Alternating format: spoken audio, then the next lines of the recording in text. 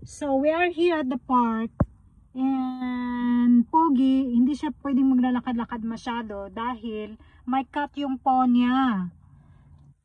Worried si Mama Pogi. Because you have cut. Maglimping ka. Like yesterday, naglimping-limping siya kasi meron siyang cut. I'm sure he's in pain every time he walk. But, what do you think, Pogi? You think Mama don't have to worry? You're gonna be fine? Pogi! Hey! Pogi! You're gonna be fine? I think he's gonna be fine. Oh, give me shake hands, Ben. Yeah, see? That one hurts. I don't have to worry because you're a good boy. You're not gonna kiat-kiat.